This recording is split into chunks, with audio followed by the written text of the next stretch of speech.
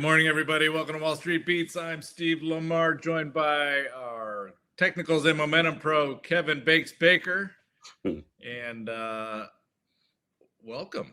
We're down a man this morning, but we will power through it without Mr. Mackey. I wanted to talk to him about his Uber call, from last week, or was it the week? Good call. That? Yeah. Good call. Good call, Mr. Mackey. Gas doesn't matter. He'll be with us in spirit. We'll get his feedback next week when he's on. So, Bakes, what are you thinking about this? We got another deal with Iran coming. The markets never seem to want to go down. I did see a stat this morning from Schwab about something called a Schwab Trading Activity Index that just dropped to 50.1. That indicates that there's a rotation out of high-tech beta individual names and into low beta ETFs. So retail is starting to get the joke. We'll see if the big money managers start to get it here anytime soon. Yeah, I don't know what they're looking at because I'm looking at the SMH, scream the new highs. Unbelievable. After mea culpa, I said it was extended, and it was, and it is, and it can always get more so. And I think exactly. I put in that disclaimer. It's way above the 200-day moving average, the most it's ever been. The breakout was on relatively low volume, which is what kind of gave me some pause. This is what I had planned to talk about, but since we're on it, this breakout. Yeah, I bought the September puts. I think 460s. Okay, no, September feels like an eternity away. Yeah, but AMD's up, I don't know, 15% today. MU is up another 4% today, and the fact that this volume was so lackluster, I thought it was. I'm so sick of software. I'm just going to go into the aforementioned NVIDIAs and Microns and AMDs, but it keeps going. And the volume still is not dazzling by any stretch, but this is where people want to go for the time being. So I think, at 500 or so, 39 points ago, I said it was stretch, and now it's become more stretch. I still can't buy him here. I just think it's too much of a love fest, yeah. CNBC fed, but Has the continued breakout had any volume behind it in your eyes, or is it still? Look at them. I mean, look at the blue volume down here. I mean, it's not dazzling by any stretch of the imagination. Now today looks pretty impressive. I'm not seeing your chart. Are you putting it up? What, the semis? Yeah, I'm not seeing your chart on the screen. Is it? Oh well, because we had to reboot 11 times. So bear with me. Hold on. There you go. Okay, now I can see it. Right? Oh, yep, I saw it a second ago. There's Mr. Mackey. We were just talking about you. Glowing term. Glowing term. That's good. That's good. How you doing, guys? Awesome. Good morning. Awesome. You can see the chart now, right? Continue on the SMH, and then we'll dial Mackey in. Okay, because my first name is Mackey 101. But we were just talking about, Jeff, the semis. I said they were extended a week ago, and they just become more so, which is always the risk you take. Today's really the first big volume day that we've seen. The breakout back here in April, a month ago, above 428 was on low volume, so I thought it was suspicious. But it just keeps happening, and we just hear, Micron earnings news and AMD today, and they just keep going higher and higher. So this is where people are going when they're taking the software dollars out, I guess. And, this is becoming parabolic-esque, and we'll see how it corrects. But as of today, they like it. And as far as one of the things I wrote at the top of my sheet was, there's no headline that's going to surprise me anymore. Now that peace is broken out, oil goes down 8%, and precious metals go up 6%. I mean, if you had given me that headline, I would have said you're out of your mind. Now, the oil makes sense. The precious metals doesn't. So, I've thrown my newspapers away, and I'm just looking at charts and trying to make money, and that's working out better for me. Well, and look, the semis are sucking the oxygen out of the room, right? And this is cliches aside, this is history repeating pretty much verbatim. Steve, you and I are old enough to remember. I mean, Oh, this yeah. was I remember kind it of the well. late '90s, where if you didn't own Cisco, Intel, and the like, you kind of just felt like a putz at the party. Everyone talks about the dot-coms, but the semis, Intel just took out the highs from 1999. Literally Yep. just took them out just a couple weeks ago. They sucked the oxygen out of the rest of the tape. It's a nice bull market. We're making new highs, and it's not quite as narrow as it seems. Amazon has just been an absolutely gorgeous looking machine going up every single day. That's beautiful. Well, So how that much was are you going to bitch about it? But it's like it's so great. You make a nickel on Amazon, and you're watching everyone else make 25% on Intel. It's kind of where the volume is going, and what are you gonna do about it? Meantime, it's you're right. It's the oil prices go down. So what do? You buy semis and you sell precious, or you buy precious metal. I don't know what you kind of have to check the rules out and just stick to your knitting, which is and what we're an Axios headline or a Truth Social post away from undoing all this. So I'm just following the charts. I got 37% in cash. I'm up. I'm beating the S&P, and I'm doing it, with duct tape and baling wire. And the action in I noticed the last couple of days too. The action in Meta and in Microsoft have just been atrocious. So they're just rotating out of these software names and into.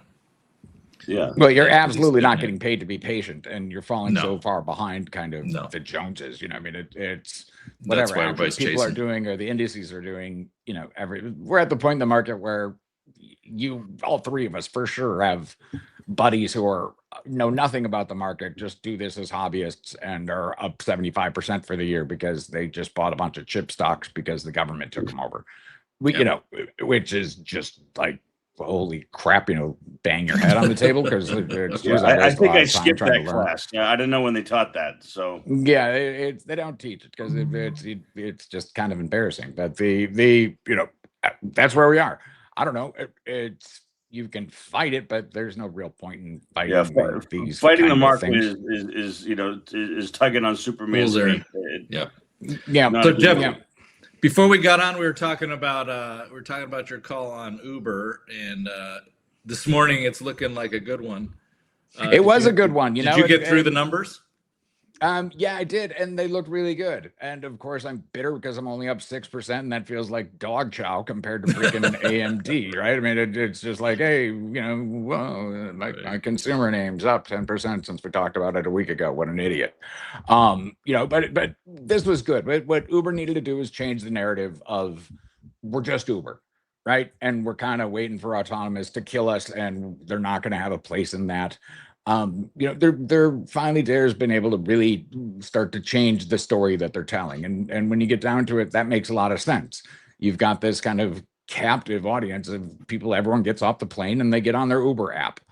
Well, start selling them more stuff than just a ride is one thing to do. And the other thing to do is to get a taste of the autonomous cars. And a third thing to do is to have a company like Waymo anyway, realize that Uber over the years has become really good at being that app, which is a skill that you can't vibe code your way into it.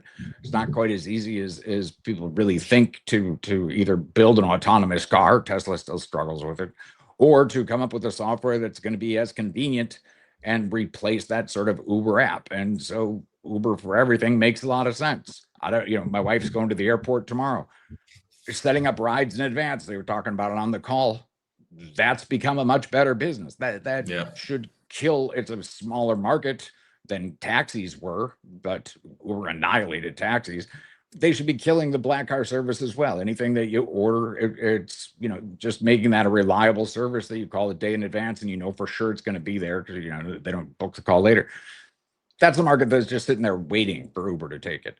Does Waymo license this thing, Jeff? You think? Yes, they're kind of they're not diving whole hog into it, but when you see things like those, you'll see occasional kind of meme-ish videos of stampedes of Waymos. Just 8 of them will be lined up. We had the little baby LA riots a few months ago. you know, and they called a bunch of Waymos, then destroyed them. That doesn't happen to Ubers. The Uber drivers won't go there. Uber's better at dispatching these things and figuring out what's real, what's not. It's a thing that you have to do. You can't just make the car. Right. You're not done then. You know, it's clearly the wave of the future, but you know, it's Uber again just had to change the narrative from what happens to all the Uber drivers after you go autonomous. You know, it's, you know, kind of Uber's problem, but kind of we're in the business of really just helping people book things and make their lives more convenient through our app and through, you know, there's demand for these goods and services associated with people kind of traveling anywhere or ordering food or ordering delivery for a lot of different stuff, and we're really good at fulfilling it. That's our Yep. business. That's what we do, and it's a good business and it generates a nice amount of cash. What about the Hey, flying hey, Jeff. taxis? Are they talking I'm not about that worried about the seriously flying yet? taxis just yet. I'm not worried about it. Airspace is a problem. You know, I don't know where you guys live. We've got Yeah, power that's a lines problem. and neighbors and dogs and all kinds of things that Power are lines, impacted yeah. by freaking drones flying around dropping stuff on people. So we'll see. Yeah, maybe the flying taxis will work. I actually flew with them when they had a pilot a few years ago. Seemed cool then. Seems cool now. I'm not Yeah. sure day to day how much of a real Execution thing that part, is. I'm not so sure about. Yeah. Well, yes, I mean, you know, you still have to go to the dispatch, which is a big problem. You know, we're ways away from Joby sending a helicopter to right outside my house or office building. You know, there's still some Yeah. logistic issues with flying a helicopter into a street. Hey Jeff, the Yeah. this chart looks more like DoorDash than it does, you know, the other. I guess Tesla maybe. Did they in this call? Did they distance themselves from the DoorDash negative sentiment and narrative, and thus the stock gets to act a little better? That is kind of why they're acting a little better now. You know, the caveat here is they can't report every day, and so tomorrow we'll be back to Tesla's going to go autonomous and it's going to steal all our business and everything else. DoorDash is much less ambitious in scope, much less, you know, it's worse at executing than Uber is, and I think that is some separation. But you're right, the Uber chart is not broken out at all. I would love to see it kind of closer to 100. I'm long primarily calls out to June of next year, so I've got over 14 months for it to get to the 100 area. So to me and my way of thinking, Bakes, that looks like it's forming a base, but I'm biased by the fact that I'm really incented for that to be forming a base. So Well, you know, and the volume is bolstering that view today for the first right. I'm time getting a in nice while. volume. I'm getting a nice move up. I'm getting a, you know, if semis weren't up 35% and I wasn't falling behind, you know, it's John Q public in terms of my portfolio, I'd be much happier than I am already, you know. But it was a nice call. They again, you know, there's fundamentals, there's the financials, and you know, those two are kind of overlapping, but there's also the narrative. Never underestimate the power of the narrative. Big For a time. while, Uber didn't really get it. DoorDash is still kind of stuck and mired, whatever they want to be. There's a little whiff of Ryan Cohn, you know, wanting to turn GameStop into a competitor for Amazon. It's like, you know, me having a plan to turn my dog into a horse. It's a nice idea, you know. Boy, it'd be cool if my dog could be a horse, but you know, it's not a thing you can actually invest in. So, you know, we'll see. Uber's a lot further down the path.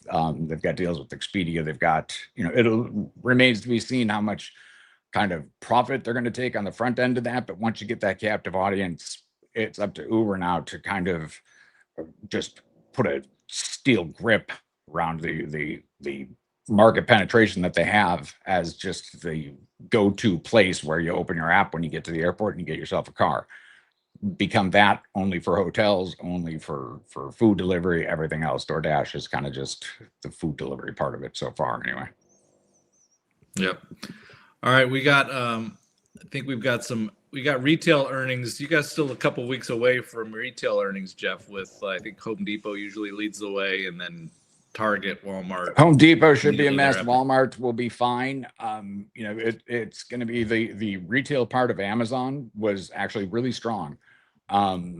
Consumers should be doing a lot of stuff. What they seem to be doing is not really changing their habits all that much.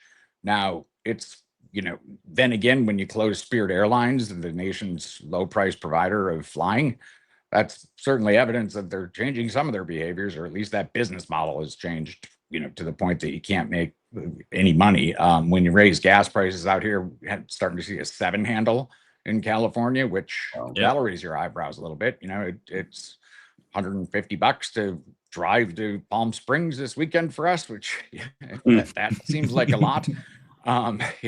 Could use a cheap airline to get me there faster, if only, For right? sure.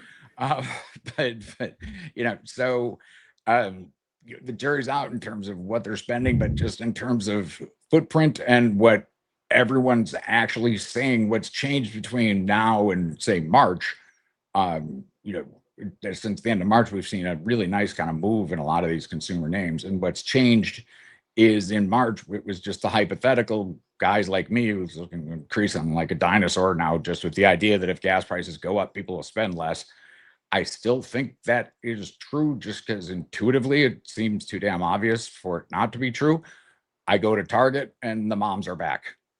It's which is also a little bit instinctive, but you know what? It's nothing makes me happier than a nice full Target store when I drive around. That tells me that the consumer is not suffering all that much, at least on the middle to high end. Maybe that's because of the aforementioned and whined about semis. But that chart still looks pretty good to me, Bakes. That doesn't look like it's going parabolic. That just looks like a nice, healthy uptrend to me. You're talking Target now? Yeah, I'm talking Target now. This is what I prefer. In the market doesn't care what I prefer, but it's staircases. Right. Just nice, healthy. Get a little bump, and then you come on TV and you like the earnings. You don't say chase this shit. You say wait for it to come down to it should base here. It went up $7 or something, and it's like what it should do if it's healthy is pull back a little bit. Test your resolve, give you a chance to load up. It's a nice stock, a nice uptrend that just lets you in. Old school consumer stock. There's nothing parabolic here. There's not, and again, still low hanging fruit. I would expect them to report better comps than expected, because that's one thing that you can do right away. Better foot traffic than expected, because what they've done already with the new CEO, a lot of the behind the scenes stuff will take a while, but what they've done already is improve the stores. You can see it just by if you talk to workers there, if you talk to the employees, and if you just kind of vibe out the store, and if you go to as many as I do, they're cleaner, they're more organized, people are a little harried, and they're clearly kind of taking a lot of the steps that they need to do, unlocking the product, making it a friendlier, safe place to shop for everybody. That's the idea there. That's not hard thinking. That's why you're at 14 times earnings, is because they failed to do that for about 6 straight years and pissed people off. You juxtapose that with Lulu, which at the start of this year, they both looked equally likely to turn around. Lulu's just taken every opportunity to tell Chip to go to hell. Chip Wilson, who keeps making light suggestions, not to get in you guys' business, but geez, I founded the company and it was, he's still a pretty big shareholder, isn't he? Still a pretty big shareholder, and got some activists, and they're just like, screw you, we're going to just hire another guy from a soap company. And explain that one. What the? And all the in all the world, that's the best CEO they can find. Look at the multiples. And not only that, but they hired someone from Nike. Okay, questionable. You're going to have to convince me on that. They didn't buy out or non-compete, whatever remained from the non-compete. So he chose to just run without a CEO until September. Holy crap. That's just a screw you to kind of anyone who's long. That's how you get a 12 multiple on a stock that was absolutely red hot 3 years ago, 4 years ago, is you just do things that they're making it too obvious for Chip. When he says the board is kind of lazy and they don't have a sense of urgency and they don't understand what the real problem is, go out and do nothing really slowly. And that's that kind of proves his point. And the stock is, of course, who can be a fan of that? If they don't have a turnaround plan, they literally don't have the new CEO can't work till September, can't show up on campus, can't be there. That was the best person you could find, is someone who was in charge of Nike's brand, which Lulu used to just feast off. Lulu exists because Nike was that bad at kind of going into athletic apparel for women in particular, but just in general. It's a crazy hire, and it would have required a lot of she could have showed up. People didn't like the Target CEO hire at first either. He showed up and he did exactly what he should do. and he proved that he's just not a sucker for the former incumbents, a lot of whom we fired already. That's what you needed at Lulu, and instead they hired someone who, again, just gets the summer off. Crazy. Banks, can you Crazy way to find a run chart? business. Can you find a bottom on that chart? I'm looking at base? the COVID low, and they're threatening. I mean, you got to work hard to threaten the COVID low, and this is doing it. If it breaks below this, I can't. My chart's not working the way I want to, but it looks like 120 or so, 125. It takes Pretty out, And that there. COVID low is a high. That's the peak of panic. We shut down the world. No one's going to buy any damn thing in the history of the world. This is just an oozing death flow of just there's no reason to buy it. You can't find any institution who's going to put their neck out and say strong buy here. I think they're going to turn it around based on the CEO starting in September. The CEO is going to be really well rested after summer camp. I mean, Exactly. Seriously, you just not being able to they have the financial wherewithal to do it. It's just crazy that there's a non-compete that's going to keep the new CEO hire from working. And so they got rid of the old guy in January, and they're just going to be rudderless. They got to make Sydney Sweeney the CEO. I think that's the call. I think honestly, they have to go fashion forward. They still have tights to a degree, but they just have been leaning so hard into them. You see them getting further and further afield from just technical athletic wear, and with any type of marriage to that at all. They were selling rugby shirts, which is the kind of thing that you immediately, not even rugby teams wear rugby shirts anymore. That's so true. Those showing up in the discount bin, not surprising. It's like it's antithetical to everything Lulu stands for. It's supposed to. What made them great was this is the best pair of athletic shorts to work out in that you're going to own. They're going to last forever. They're going to be fantastic. They're going to breathe. They're going to stretch. And then they were able to kind of step a little bit into, okay, now we've done the same thing with a pair of khakis. Hey, you said your khakis? Well, here's material that's not all stretchy athleisure stereotype stuff, but it's really good stuff that men can wear. And they kind of have gone away from that. They suddenly decided to be the worst shoe company you can imagine. Mission accomplished on that. They're making, it's kind of like I called it a Chairman Mao suit outfit, which, I wish I had a graphic for it. It's immediately recognizable if you just kind of Google Chairman Mao suits. That's what it looked like. These are clothes that are destined for the discount bin, and they're putting them up front at Lulu. So they need fashion guidance, and they need to get back to what they're good at. That would go a long way to fixing them. Eventually, the good news is you get to a point where this is ridiculously cheap, and all they have to do is show a pulse. All they have to do is fog a mirror if you hold it up to their nose, and it'll get better. We're going to stop making rugby shirts would be a start. That might be it's we're not going to try to be yet another shoe company. Like those would be two really good places to start. But there's a lot more they can do to reinvigorate the brand. But as is, you still have a talent bleed going on. They're replacing sort of everyone good is going to Aloe and Fiore, where their stock options aren't $5 million underwater, and everyone from Levi's is going to work at Lulu. That's a bad trade. So speaking of the discount bin, Jeff, with $7 gas here in California, do you start looking at TJ Maxx? I have been looking, and I'm actually kind of long, and actually just not working out that great. It's fine-ish. It's cromulent. It's whatever. But that's just rollovering a little bit. It's just kind of not doing much of anything. Again, it's I like a good narrative. I like it really cheap, and either super cheap or kind of like Walmart with a nice story that we're going to benefit. We have the leverage to go there. TJ Maxx is it's gone really far over the years. It's absolutely one that you have to have owned, but there's a little bit of a Costco vibe there where it's had a huge move. It can kind of hang out for a while and have another huge move. And Amazon, for that matter, is kind of the same way, where it's just been coiling for so long that once it's finally breaking out, people look at that and they say it's up from 200 in the last month. That's true. But it also spent a long time chilling there. It shouldn't have gone from 240 to 200 on the last earnings in the first place. it went down that low in January because Jassy said, listen, we're going to invest a ton of money and stuff, and it may or may not make profits right away, but we're pretty good at spending our money. Sure enough, Yeah, I like this quarter kind of made it look pretty good. Today, right now, the 50-day has taken out the 200-day for the first time in a long time. And giddy up. That's and bullish. I think the argument for AI-driven margin expansion here is about as logical as it can possibly be. And so if we see that rip down to the bottom line over the course of the next year, this might have a whole different strata to climb into. And pull up UPS and FedEx. You know, it's Amazon now is getting to the point where they just kind of are taking out these companies. You know what that drop at the end there is? That's Amazon saying, we're just going to ship stuff ourselves because screw it.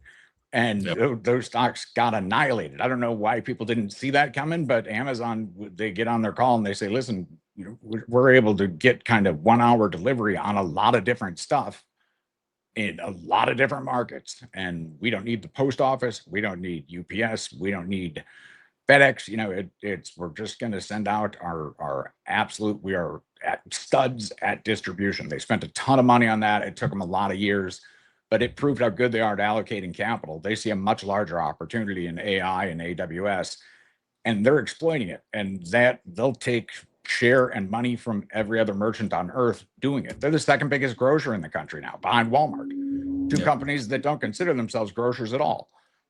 That's a really good sign for just kind of a business. When you're accidentally becoming monopolist or sort of as an aside, that's pretty good. And at the same time, launching rocket ships, that's a lot of stuff to be good at. So I get the skeptics, but man, they're proving it. Yeah, I was shipping Einstein bar samples to people using UPS, and just finally just stopped because I could do it much more efficiently through Amazon, and they get it like sometimes the same day. Wow. So yeah, I'll test that. And they're with still no delta kind of in not cost. right, and they're still not that great at just being pure retailers. You know, Whole Foods is fine-ish. You know, but they think in sort of they think in decades in terms of how they're deploying it. And they're big enough to pull that off. They always have done that, but that just seemed cocky and insane when they were a bookseller. Well, I can tell you the UPS now. interface is just it's hideous. I mean, it's 30 years old. It needs an upgrade. Yep. And the synergy, just the block by block, brick by brick, the house that Amazon has built is so impressive at this point that the synergy is just all over the place. And so, Of course, they're good. Of course, they're replacing UPS. But it turns out they've got distribution centers all over the damn country. That makes it pretty easy. You know, it's so does the post office, but the post office has much worse margins and space program, and they don't have prime football games. So. Yep. Yeah. And plus we probably spend probably $5,000 a month on advertising just on Amazon. Yeah. So there's that piece of it too that's working. So right. So that to me is right now kind of where I've got most of my chips anyway are again in Amazon and the Targets of the world. One is they're quite different than one another, but the low-hanging fruit and the companies that are breaking out that are going to make the money the fastest. Same thing with Walmart when we hear from them. Their advertising will be picking up. Their distribution will be second to none. They'll be doing better online stuff. To play with Target is they can improve the store base because there's still a place for people. People like to shop. It's a social thing. It's what they do. All right, let's wrap it up. Bakes, you got anything else you want to cover before we close this out? Yeah, no, I'll talk more about it down the road. But lithium is hitting new highs. At least when I signed off to come on the show, and copper is threatening to do the same. So I guess peace is good for lithium and copper prices too, as tenuous as that peace may be. But REMX and copper COPJ continue to work, and I might, stay tuned. I'll talk more about them down the road. But it's very positive developments on those two metals. In addition to precious metals today, silver's up 7-8%. Yep. All right. And I wanted to get your thoughts on Bitcoin. We can cover that next time. It looks like it's okay. It looks like it's coming into some resistance here, but we can cover it. All right, we'll do. All right. Thanks, everybody. Good to see you. Thanks, Jeff. Good to see you. Thanks, guys. Have a great day, everybody. Take care.